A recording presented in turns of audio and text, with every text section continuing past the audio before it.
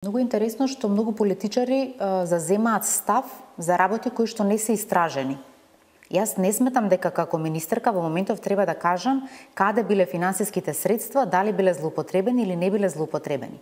Она кое што го кажувам и на пресконференцијата го кажав е дека она што е пронајдено како недостаток во системот е надминато со новите законски решенија, се обезбедени финансиски средства за овие граѓани да бидат обештетени и со придонес и со принос. Се останато е процедура која што други надлежни органи треба да ја водат, затоа што јас како министер и министерството сме органи на државната управа. Ние немаме можност да истражуваме ниту да кажеме каде се финансиските средства. Ако добро разбирам, вие велите не се уплатени во вториот пензиски фонд, но не знаете каде отишле.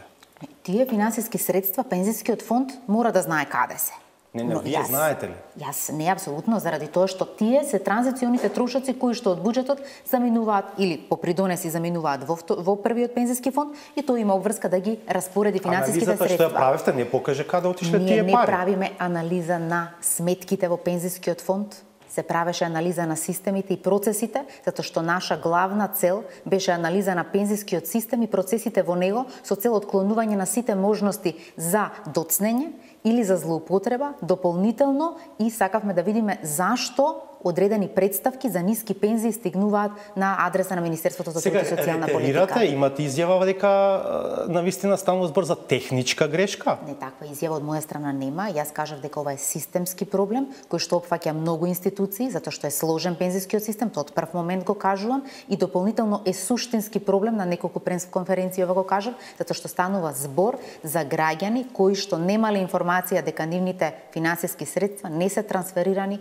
во индивидуалните сметки во вториот пензиски столб. И со тоа се ако велите дека е системски проблем, тогаш може на крај да испадне дека нема персонални одговорности, дека никој лично не е одговорен, туку дека негде проблемот бил во законот, во систем. Велите дека е системска грешка. И системска затоа што целиот систем едноставно заборавил дека треба да се следи и дека треба одговорно со финансиските средства што работодавачот ваш денеска ви ги уплаќа за придонеси, одреден процент останува во првиот пензиски столб, но одреден процент заминува во вториот, за да вие може да земете комплетна пензија.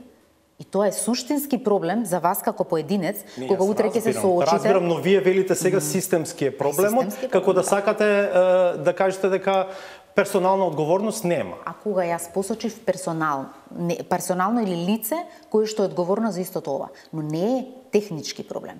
Ова е системски проблем кој што значи дека едноставно неодговорно се пристапило кон креирањето на политиките, следењето на политиките во државата кои што се однесуваат на пензискиот систем. И токму затоа тогаш нема работа за јавното обвинителство?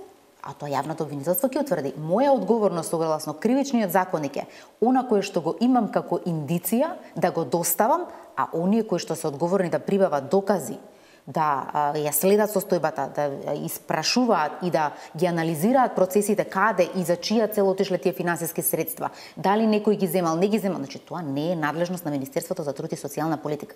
Јас сметам дека ние навистина одговорно и отчетно пристапивме кон целото ова, ги информиравме граѓаните, сега и со писма ги информираат за трансферите на финансиски средства, за обештетувањето, дополнително јавното обвинителство сметам дека треба да има информација дека во таков и таков извештај се најдени овие индици.